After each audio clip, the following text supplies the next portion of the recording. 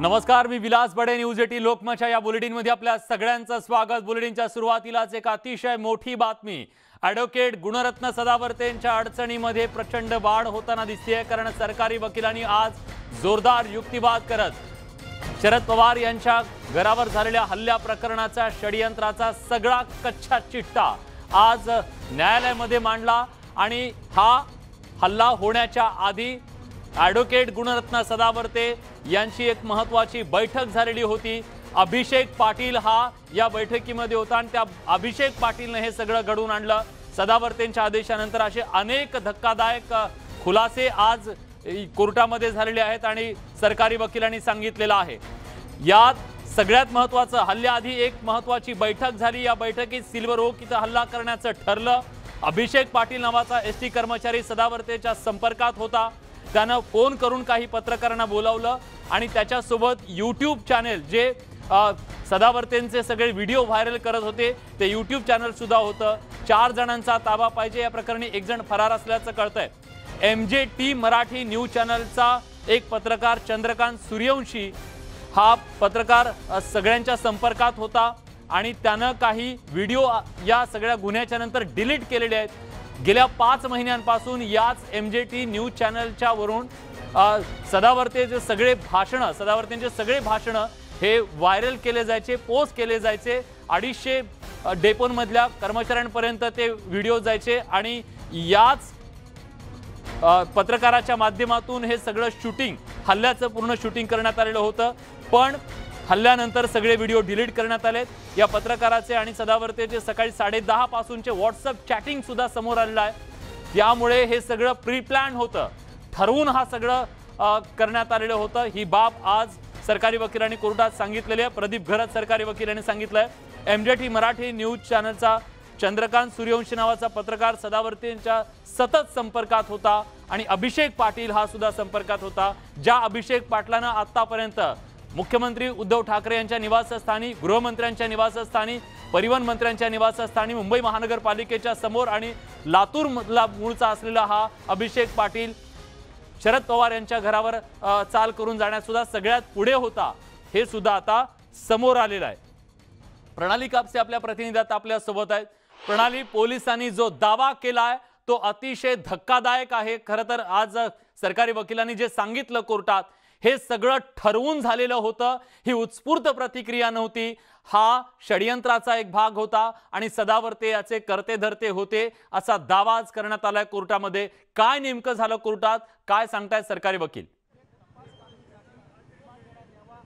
विलास, आपण जसं सांगत होतो की पोलीस पुन्हा एकदा सदावर्ते यांची पोलीस कोठडी वाढवून मागतील आणि त्याच्यासाठी ते विविध प्रकारचे दावे करतील, तेच होताना दिसतं आहे.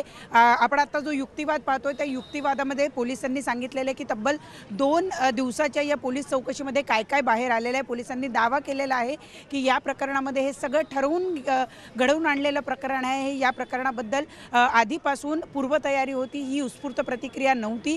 इतकंच नाही तर काही पत्रकारांच्या सुद्धा संपर्कात सदावर्ते होते आणि त्या संपर्काच्या माध्यमातून हा संपूर्ण प्रकार घडवण्यात आलेला आहे. सगळ्यात महत्त्वाचं म्हणजे याच्यामध्ये अजून एक गोष्ट सांगण्यात आलेली आहे. पोलिसांनी म्हटलं की या प्रकरणामध्ये सदावर्ते यांचा एक फोन हा अजूनही सापडत नाही आहे, त्याचं सिम कार्ड सापडत नाही आहे आणि त्या फोनवरून नागपूरला कुणाला तरी फोन केले जात होते. नागपूरमध्ये कुठली तरी अशी व्यक्ती आहे ज्या व्यक्तीच्या सतत संपर्कात राहिला जात होता. आपण सध्या कोर्ट परिसरामध्ये आहोत. या परिसरामध्ये आपण पाहतोय की पोलीस बंदोबस्त खूप मोठा आहे आणि सगळ्यात महत्त्वाचं म्हणजे हा जो कोणी मराठी चॅनलचा पत्रकार आहे त्यांनी काही व्हिडिओ डिलीट केलेले आहे. सकाळी 10:30 वाजेपासून, ज्या दिवशी ही घटना घडली त्या दिवशी सकाळी 10:30 वाजेपासून हा व्हॉट्सअप चॅट करत होता आणि त्यातून अनेक गोष्टी ज्या आहेत त्या पुढे घडताना दिसत होत्या, अशा पद्धतीचं पोलिसांचं म्हणणं आहे. पोलिसांनी या दोघांमध्ये जे व्हॉट्सअप चॅट झाले त्यातूनच एक फोन हा नागपूरला जात होता. वारंवार तो फोन केला जात होता, परंतु एक फोन सदावर्ते यांचा आणि त्याचं सिम कार्ड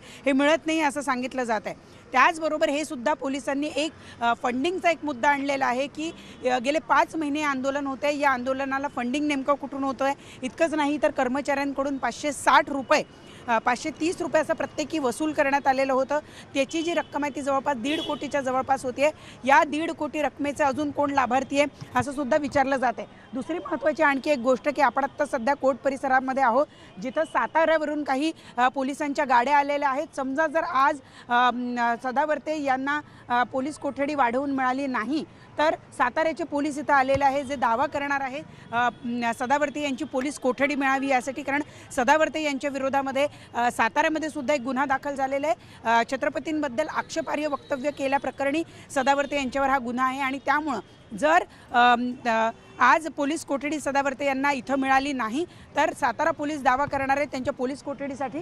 आपण पाहतो इथे 3 गाड्या ज्या आहेत सातारा पोलिसांच्या त्या इथं आलेल्या आहे। अतिशय महत्त्वाचे खुलासे आज न्यायालयामध्ये होताना आपण पाहतो आहोत। 31 मार्च 2022 पासून हा मोबाईल जो आहे तो मिसिंग आहे, त्याचं सिम कार्ड मिसिंग आहे आणि त्यामुळं एकूणच हा फोन मिळणं अतिशय गरजेचं आहे। त्याचबरोबर हे फंडिंग नेमकं कुठून होत आहे ते कळणं गरजेचं आहे। या फंडिंगचे इतर लाभार्थी कोण आहे हे कळणं गरजेचं आहे। अशा सगळ्या गोष्टी आज न्यायालयामध्ये पोलिसांच्या वतीनं सांगण्यात आलेल्या आहेत। त्याचबरोबर ताजुद्दीन शेख याने एक मेसेज केलेला होता, सावधान शरद पवार नावाचा बॅनर त्यांनी तयार केलेला होता। अशा पद्धतीच्या सध्याचे पोलीस जे आहेत, पोलिसांचे जे वकील आहेत, सरकारी वकील प्रदीप घरत, ते माहिती देताना आपल्याला दिसत आहेत। आमदारांना 1 लाख पेन्शन आणि कामगारांना 1600 असा मेसेज फिरवला गेलेला होता। कुठेतरी जे कर्मचारी आहेत त्यांच्या भावना भडकतील, त्यांच्या मनात उद्वेग निर्माण होईल आणि त्यांच्या हातून असं काहीतरी घडेल अशा पद्धतीची चिथावणीखोर भाषणं केल्याचा आरोप आधीच पोलिसांनी केलेला होता आणि आज पुन्हा एकदा सरकारी वकील त्या पद्धतीची माहिती ही प्रणाली या सगळ्यामध्ये जेव्हा षडयंत्राचा दावा केला जातोय यातलं एक नाव अतिशय महत्त्वाचं आहे, सरकारी वकिलांनी सांगितलेलं अभिषेक पाटील। जो अभिषेक पाटील लातूरचा आहे, लातूरमध्ये सुद्धा त्याच्यावरती एक गुन्हा दाखल आहे कारण त्याने एसटीच्या समोर आंदोलन करताना तो गुन्हा होता। पण याच अभिषेक पाटीलने राज्याचे मुख्यमंत्री, राज्याचे परिवहन मंत्री, राज्याचे गृहमंत्री आणि आता शरद पवार यांच्या घरावर सुद्धा सातत्यानं एक व्यक्ती जी सदावर्तेंच्या सतत संपर्कात होती आणि तीच व्यक्ती आज या सगळ्या प्रकरणात सुद्धा समोर येते, षडयंत्रामध्ये समोर असल्याचं कळतंय। त्याच्याबद्दल काय माहिती आहे? आणि त्यानेच रेकी केली असं सुद्धा कोर्टात सांगितलं जातंय। अभिषेक पाटीलनं शरद पवारांच्या घराची रेकी केली। पोलिसांनी यापूर्वी ज्यावेळेला 2 दिवसांपूर्वी म्हणजे शनिवारी ज्यावेळेला हा संपूर्ण प्रकार कोर्टामध्ये झाला त्यावेळेला सुद्धा पोलिसांनी ही गोष्ट सांगितलेली होती की 4 जणांनी शरद पवार यांच्या घराची रेकी केलेली होती। त्यापैकी एक नाव आता अभिषेकचं नाव पुढे येत आहे। हा जो अभिषेक पाटील आहे, या अभिषेक पाटला 4 लोकांमध्ये हा अभिषेक पाटील सुद्धा होता, ज्याचा रेकी करण्यामध्ये समावेश होता असं पोलिसांच्या वतीनं सांगण्यात आलेलं आणि हा सातत्यानं सदावर्ते यांच्या संपर्कात होता आणि हा वेगवेगळ्या ज्या कर्मचारी आहेत त्या कर्मचाऱ्यांच्या सातत्यानं संपर्कात होता। एक यूट्यूब चॅनलचा जो प्रतिनिधी आहे, पत्रकार जो आहे, तो सुद्धा संपर्कात होता आणि त्यामुळे हे सगळं सुनियोजित होतं, हे सगळं प्लॅन्ड होतं, हे सरकारी वकील आत्ता कोर्टामध्ये सांगतायत। त्यामुळे सदावर्ते यांचं नेमकं आज काय होतं हे बघणं अतिशय महत्त्वाचं ठरणार आहे। त्यांना न्यायालयीन कोठडी दिली जाते की पुन्हा एकदा ज्या पद्धतीनं पोलीस मागणी करतात, कारण अनेक गोष्टी त्यांना अजून त्यांचं म्हणणं आहे की आम्हाला माहिती घेणं गरजेचं आहे। फंडिंग नेमकं कोण करत होतं, फंडिंगचे लाभार्थी कोण होते, नागपूरमध्ये नेमका कोणाशी संपर्क साधला जात होता आणि ही सगळी माहिती, हा सगळा सुनियोजित कट होता जो पत्रकारांना सांगून करण्यात आलेला होता।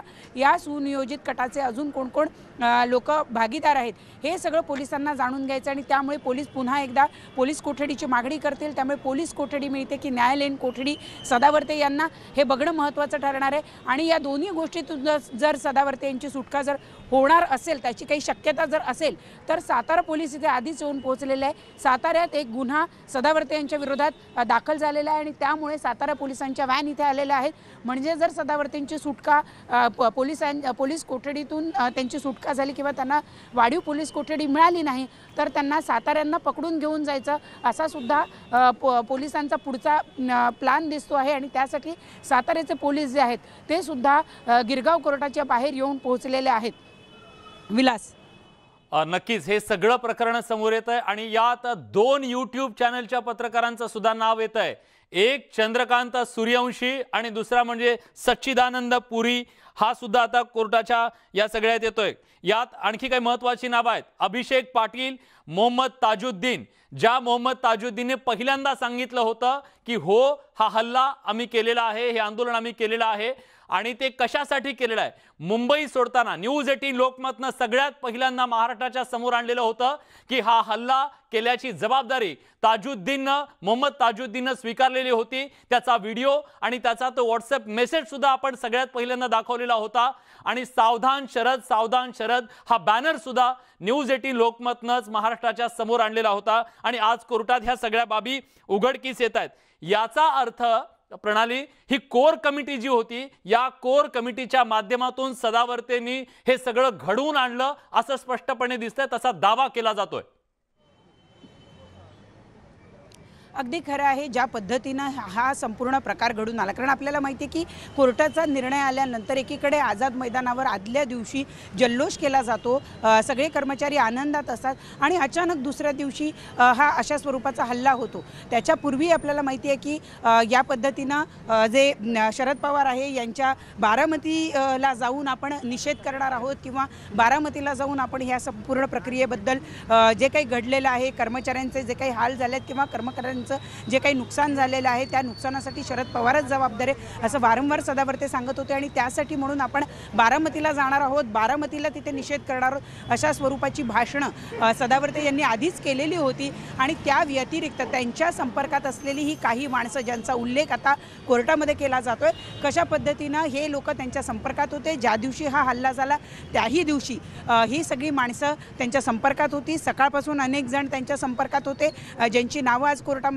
घेण्यात आली. 2 यूट्यूब चॅनलचे प्रतिनिधी असतील किंवा पाटील जो आहे तो असेल, हे सगळे एक संपर्कामध्ये होते आणि त्यामुळे हा जो काही प्रकार घडलेला आहे हा सुनियोजित प्रकार घडलेला आहे असाच दावा सरकारी वकील आता कोर्टामध्ये करतायत. त्यामुळे त्यांची मागणी मान्य होते का, पुन्हा एकदा सदावर्ते यांना पोलीस कोठडी मिळते का हे बघणं महत्त्वाचं ठरणार आहे. काही गोष्टींचा खुलासा होणं त्यांना अजून अपेक्षित आहे आणि त्यासाठी पोलीस कोठडीची मागणी ते करणार आहेत.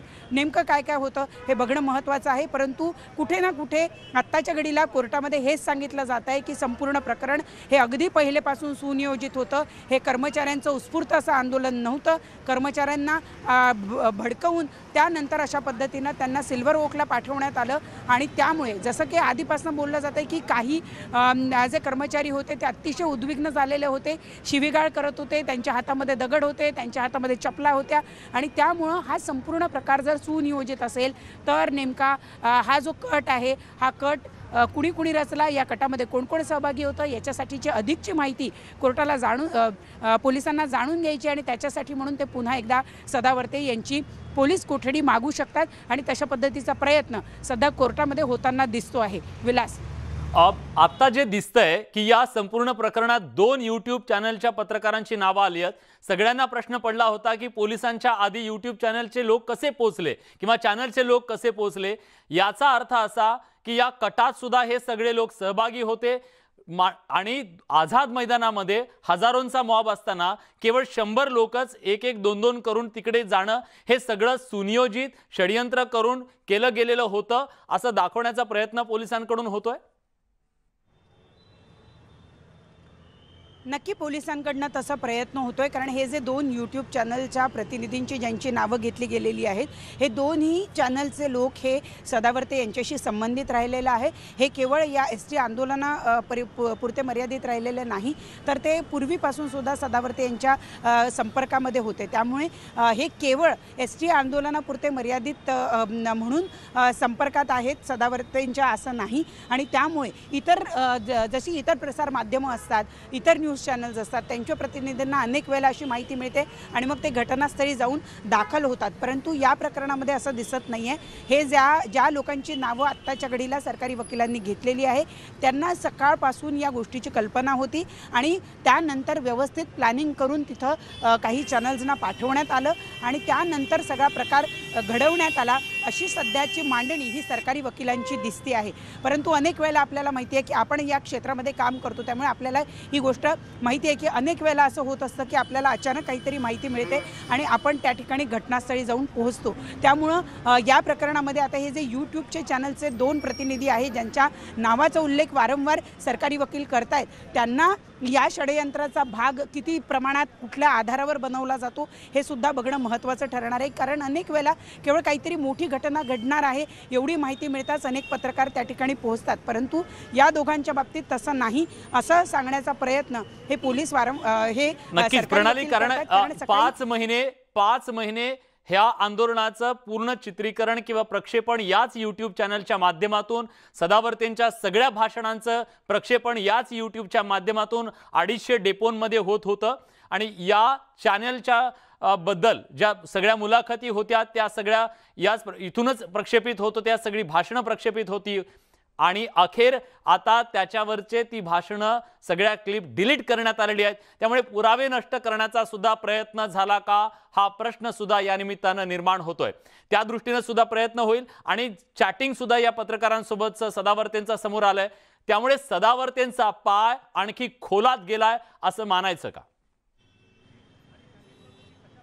अगदी खरं आहे, कारण पोलिसांनी या 2 दिवसाच्या तपासणीमध्ये काय काय गोष्टी त्यांना पुढे आलेल्या आहेत हे सरकारी वकील आत्ताच्या घडीला सांगताना आपल्याला दिसतात. आपण पाहिलं की सरकारी वकिलांनी हे स्पष्ट केलं की सकाळी 10:30 वाजेपासून ही घटना घडलेली आहे, साधारण 3-3:30च्या दरम्यान, आणि सकाळी 10:30 वाजेपासून हे सगळे जे यूट्यूब चॅनलचे प्रतिनिधी आहे हे संपर्कामध्ये होते, त्यांच्यामध्ये चॅट झालेले आहेत. हे चॅट जरी डिलीट करण्यात आलेले असले तरी त्याची रिकव्हरी येत्या काळामध्ये केली जाईल आणि ही सगळी ज्या 2 यूट्यूब चॅनलच्या प्रतिनिधींचं नाव या ठिकाणी घेतलं जात आहे हे सातत्यानं संपर्कामध्ये होते सदावर्ते यांच्या. आणि जसं तू माहिती सांगितली अगदी तसंच आहे की गेले 5 महिने सदावर्ते यांच्या सगळ्या गोष्टींचं प्रक्षेपण थेट हे सगळे यूट्यूब चॅनल जे आहेत हे करताना दिसत होते आणि त्यामुळं प्रत्येक डेपोमधल्या जे कर्मचारी आहेत त्यांना सदावर्ते यांच्या भूमिकेबद्दलची माहिती मिळत होती. अनेक ठिकाणी आपण असं सुद्धा बघितलं की जोपर्यंत सदावर्ते एखादी गोष्ट सांगत नाही तोपर्यंत कर्मचारी त्या निर्णयापर्यंत पोहोचायचे नाहीत, अनेक वेळेला प्रतिक्रियासुद्धा द्यायचे नाहीत. त्यामुळं हा संपूर्ण जो प्रकार आहे या प्रकारामध्ये या 2 यूट्यूब चॅनलच्या प्रतिनिधींचा किती महत्त्वाची भूमिका आहे, त्यांचे चॅट किती वाजेपासूनचे आहेत, या कटामध्ये त्यांचा सुद्धा सहभाग आहे का, या सुद्धा गोष्टी येत्या काळामध्ये तपासल्या जातील आणि त्यामुळे सदावर्ते यांचा पाय नक्कीच खोलात आहे आणि तो अधिक खोलात कसा जाईल याचीच मांडणी सध्या सरकारी वकील आपल्याला नक्कीच. आता आपण आपल्या प्रेक्षकांना सांगूया आज कोर्टामध्ये पोलिसांनी सरकारी वकिलांच्या माध्यमातून काय काय दावे केलेले आहेत, काय तपासातून समोर आलंय. आपण एक धावता आढावा घेऊया. शरद पवार यांच्या निवासस्थानी हल्ला करण्याच्या आधी एक महत्त्वाची बैठक झाली होती. या बैठकीत सिल्वर ओक इथं हल्ला करण्याचं ठरलं होतं. अभिषेक पाटील जो एसटी कर्मचारी आहे, जो सदावर्तेंचा अतिशय निकटवर्तीय म्हणून ओळखला जातो, सदावर्तेंच्या तो संपर्कात होता. त्यानं फोन करून काही पत्रकारांना बोलावलं. यूट्यूब चॅनलचे पत्रकार सुद्धा होते, ज्या यूट्यूब चॅनलवरती MGT मराठी न्यूज चॅनल या यूट्यूब चॅनलवरून सदावर्तेंची भाषणं प्रक्षेपित व्हायची गेली 5 महिने. आता 4 जणांचा ताबा आणखी घेतला जाणार आहे. 1 जण फरार असल्याचं कळतंय. MGT मराठी न्यूज चॅनलचा चंद्रकांत सूर्यवंशी नावाचा पत्रकार सदावर्तेंच्या सतत संपर्कात होता. त्यानं काही व्हिडिओ या गुन्ह्याच्या नंतर डिलीट केलेले आहेत, पुरावे नष्ट करण्याचा प्रयत्न केला. या पत्रकाराचे आणि सदावर्तेचे सकाळी 10:30 वाजतापासूनचं व्हॉट्सअप चॅटिंग आहे. प्रदीप घरत यांनी ही सगळी माहिती दिली आहे. MGT मराठी न्यूज चॅनलचा पत्रकार चंद्रकांत सूर्यवंशी नावाचा हा व्यक्ती सतत सदावर्तेंच्या संपर्कात होता. या पत्रकाराचे आणि सदावर्तेंचे 10:30 पासूनचे व्हॉट्सअप चॅटिंग आहेत. या दोघात व्हॉट्सअप कॉल सुद्धा झालेत. तर एक फोन नागपूर इथं करण्यात आला होता, नाव कोर्टात सांगू शकत नाही असं सांगण्यात आलंय. MGT मराठी न्यूज चॅनलचा हा पत्रकार आता रडारवर आलाय. या दोघात व्हॉट्सअप कॉल झाल्याचं कळतंय. सोबतच काही जण यामागे आहेत जे वेस्टेड इंटरेस्ट करता सपोर्ट करतायत. गेली 6 महिन्यांपासून पैसे कोट्यवधी रुपये कुठून जमा केले याचा तपास करायचा आहे. 550 रुपये प्रत्येक एसटी कर्मचाऱ्याकडून गोळा केले गेले. जवळपास 1.5 कोटी रुपये ही रक्कम असल्याचं पोलिसांनी सांगितलंय. या पैशांचे इतर काही लाभार्थी आहेत का हेही तपासातून समोर येणार आहे. सदावर्तेंचा एक फोन सापडत नाहीये, त्यात अनेक महत्त्वाच्या गोष्टी दडल्याचा दावा पोलीस करतायत. 31 मार्च 2022 पासून ते मोबाईल मिसिंग आहेत. तो मोबाईल आणि सिम कार्ड जप्त करायचा असं सांगितलं गेलंय. सदावर्ते नागपूरमध्ये कोणाच्या तरी संपर्कात होते. घटनेच्या दिवशी सकाळी 11:30 वाजता फोन केला गेला होता आणि दुपारी 1:38 नागपूरच्या नंबरवर मेसेज करून सांगितलं की पत्रकार पाठवा. 12 एप्रिलला बारामतीला जायचे. फक्त एक भ्रम तयार केला गेला होता आणि 2:45 इलेक्ट्रॉनिक्स मीडियांना कळवलं गेलं सदावर्ते मुद्दाम या घटनेच्या वेळेस कोर्टात गेले, म्हणजे हे सगळं षडयंत्र रचलं गेलं होतं। 1,80,00,000 रुपये जमा केले गेले, त्या सगळ्याचा आता भांडाफोड होणार आहे। सदावर्तेंच्या आता वकिलांकडून युक्तिवाद सुरू झालेला आहे। आपण थेट जाऊया, आपल्या प्रतिनिधी प्रणाली कापसे आता आपल्या सोबत आहेत। प्रणाली, विलास, आत्ताची एक महत्त्वाची बातमी म्हणजे पोलिसांनी माफ करा, सरकारी वकिलांनी 11 दिवसाची पोलीस कोठडी मागितलेली आहे सदावर्ते यांची। त्यांचा जो मिसिंग फोन आहे तो आपल्याला ताब्यात घ्यायचा आहे, तो कुठे सापडतोय का याची शोधाशोध करायची आहे। त्याचबरोबर जे 1,80,00,000 रुपये गोळा करण्यात आले होते त्याचे कोण कोण लाभार्थी आहे, त्या पैशांचं पुढे काय झालं, या सगळ्या गोष्टींची माहिती गोळा करायची असं पोलिसांनी असं सरकारी वकिलांनी सांगितलं। आणि त्यासाठी म्हणून 11 दिवसांची पोलीस कोठडी देण्यात यावी अशी मागणी करण्यात आलेली आहे। ही एक मोठी पोलिसांची मागणी म्हणावी लागेल, कारण याच्यापूर्वी आपल्याला माहिती आहे की 2 दिवसाची पोलीस कोठडी देण्यात आलेली होती। त्यामध्ये काय काय माहिती आली ती सगळी माहिती आता पुढे येते आणि 11 दिवसांची पोलीस कोठडी देण्याची मागणी आत्ता या क्षणी सरकारी वकिलांनी केलेली आहे। आणि आता सदावर्ते यांचे जे वकील आहेत गिरीश कुलकर्णी हे इथे युक्तिवाद करायला सुरुवात झालेली आहे। सदावर्ते यांच्यावर केलेले आरोप जे आहेत ते साफ खोटे आहेत असा दावा त्यांनी केलेला आहे। ज्या फोनबाबत आणि सिम कार्डबाबत पोलीस बोलत आहेत त्या सिम कार्डची व्हॅलिडिटी ही 31 मार्चपर्यंतच होती असा दावा आता सदावर्ते यांच्या वकिलांनी केलेला आहे। आणि म्हणून त्या दिवसापासून तो वापरला गेला नाही आणि त्यानंतर तो फोन वापरात आलेलाच नाही अशा स्वरूपाचा दावा जो आहे तो गिरीश कुलकर्णी जे सदावर्ते यांचे वकील आहेत त्यांनी केलेला आहे। हो, पैसे जमा केले, प्रत्यक्षी 530 रुपये गोळा करण्यात आले आणि त्याचा कामाकरताच वेगवेगळ्या कामाकरताच त्याचा वापर केला गेला होता, तशी पावतीसुद्धा सगळ्या कर्मचाऱ्यांना देण्यात आलेली आहे असंच सदावर्ते यांच्या वकिलांचं म्हणणं आहे। पत्रकारांना बोलवले गेले याबाबत बोलतात, मग पोलिसांना जर आधीच माहिती होती तर पोलिसांनी सुरुवातीलाच बंदोबस्त का लावला नाही असा एक महत्त्वपूर्ण सवाल जो आहे तो सदावर्ते यांच्या वकिलांनी केला आहे। जोच प्रश्न पहिल्या दिवसापासून आपण विचारतो आहे की या गोष्टीची पूर्वकल्पना जशी पत्रकारांना होती तशी पोलिसांना सुद्धा होती, मग पोलिसांनी या ठिकाणी मोठा पोलीस बंदोबस्त का लावला नाही, ही घटना टाळता आली असती ती टाळली का गेली नाही अशा स्वरूपाचीच युक्तिवाद जो आहे आता सदावर्ते यांच्या वकिलांनी केलेला आहे। आणि त्यामुळे एक मोठी अडचण जी आहे ती आता सरकारी वकिलांपुढे निर्माण झालेली आहे आणि त्याचं उत्तर त्यांना कदाचित द्यावं लागेल। हे आंदोलन केले त्यामुळे काय नुकसान झाले असा सवालसुद्धा त्यांनी उपस्थित केलेला आहे। त्या दिवसात कुठलाच गुन्हा घडलेला नाही, कामगारांनी आपले आंदोलन केले आणि कामगारांनाच उलट धक्काबुक्की करण्यात आली असा दावा केलेला आहे सदावर्ते यांच्या वकिलांनी। आंदोलकांनी कुठलीही गोष्ट नियमबाह्य गुन्हा घडेल असं केलेलं नाही, त्यांनी त्यांचं आंदोलन केलं आणि त्यानंतर ते माघारी फिरले, उलट कर्मचाऱ्यांना धक्काबुक्की, आंदोलनकर्त्यांना धक्काबुक्की करण्यात आली अशा पद्धतीचा दावा सदावर्ते यांचे वकील करतायत। आणि सगळ्यात महत्त्वाचा प्रश्न जो पहिल्या दिवसापासून सगळे प्रसारमाध्यमं उपस्थित करतायत आणि पोलिसांच्या भूमिकेवर संशय उपस्थित केला जातोय, तोच प्रश्न आता सदावर्ते यांचे वकील जे आहेत ते कोर्टात उपस्थित करताना आपण पाहतोय।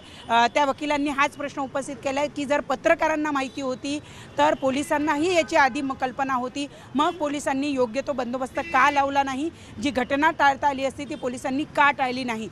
त्यामुळे कुठे ना कुठे आता पोलिसांच्या एकूणच सुरक्षा यंत्रणेवर, त्यांच्या इंटेलिजन्सवर जो प्रश्न गेले 4 दिवस उपस्थित केला जातोय तोच आज पुन्हा एकदा उपस्थित झालेला आपण पाहतोय। आणि आता सदावर्ते यांच्या वकिलांच्या वतीनं हा प्रश्न उपस्थित करण्यात आला आहे। शिवाय त्यांनी हा सुद्धा दावा केला आहे की होय, 530 रुपये प्रत्येक कर्मचाऱ्यांकडनं घेण्यात आलेले होते आणि कर्मचाऱ्यांना त्याची रीतसर पावतीसुद्धा देण्यात आलेली होती, त्यामध्ये अयोग्य असं काही नाही। आणि ही गोष्ट खरी आहे की 530 रुपये गोळा केले गेले होते, हे आंदोलनाच्या दरम्यान गोळा करण्यात आलेले होते आणि याची कल्पना पत्रकार म्हणून आपल्याला सुद्धा होती।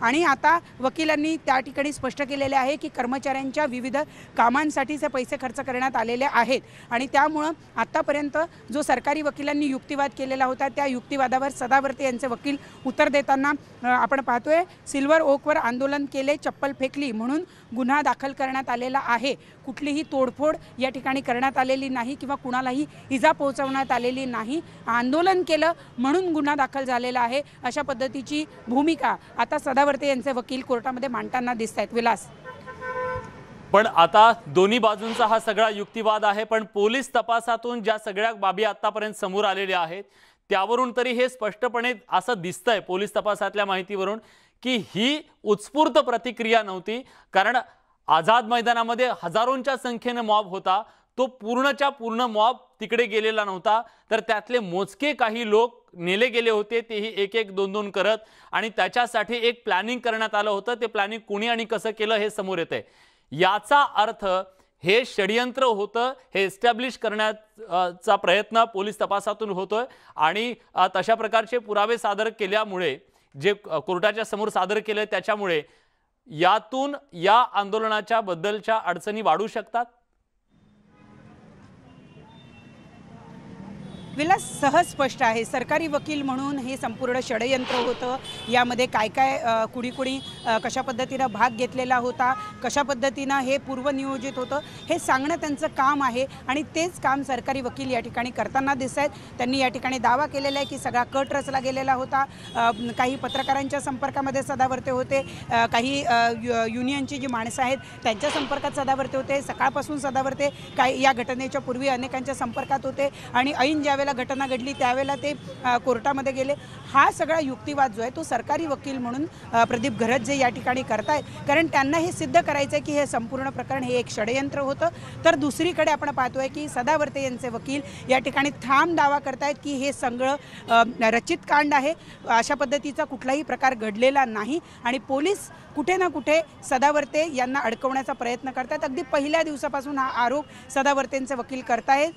सगळं आंदोलन जे आहे हे आंदोलकांनी सिल्वर ओकवर आंदोलन केलं, तिथे चपला फेकल्या, अशा स्वरूपाचे गुन्हे आहेत. कुठलीही तोडफोड करण्यात आलेली नाही आहे, कोणाला इजा पोहोचवण्यात आलेली नाही आहे. एसटीचे कामगार जे आहेत हे आंदोलन करते आहेत, गेले 5 महिने ते आंदोलन करत आहेत. त्याच्याच एक आंदोलनाचा भाग म्हणून सिल्वर ओकवर आंदोलन करण्यात आला असा दावा सदावर्ते यांचे वकील करतायत. हे कुठलंही षडयंत्र नव्हतं असा दावा आपल्याला या ठिकाणी सदावर्ते यांचे वकील करताना दिसत आहेत. तर दुसरीकडे प्रदीप घरतजे सरकारी वकील अशी दिसते, सदावर्ते यांची एक महत्वाची बैठक होते अभिषेक पाटील आणि चंद्रकांत सूर्यवंशी यांच्यासोबत.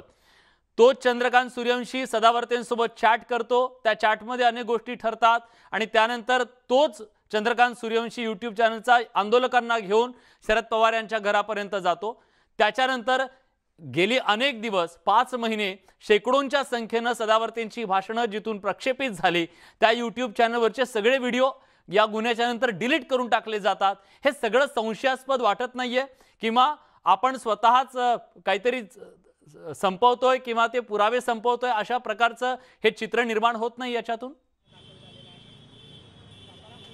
आता सदावर्ते यांचे वकील जो युक्तिवाद करतात त्यामध्ये महत्त्वाचा मुद्दा एक पुढे आलेला आहे की MJTच्या चंद्रकांत सूर्यवंशी यांच्याशी फोनवर बोलणे झाले, ते मोर्चाबद्दल बोलणे झाले, आणि असे सदावर्ते अनेक पत्रकारांशी थेट संपर्कात होते, थेट संवाद साधत होते, आणि त्यामुळं चंद्रकांत सूर्यवंशी यांच्याबरोबर मिळून हे सगळं षडयंत्र किंवा कुभांड रचलं गेलं अशा पद्धतीचा दावा जो सरकारी वकिलांनी केलेला आहे तो दावा खोडून काढण्याचा प्रयत्न सदावर्ते यांचे वकील करतात. आंदोलक गेले आणि त्यांनी गेटवर चपला फेकलेल्या आहेत. या आंदोलनामध्ये कुणीही जखमी झालेलं नाही, हे वारंवार सरकारी जे सदावर्ते यांचे वकील आहेत ते सांगण्याचा प्रयत्न करतात.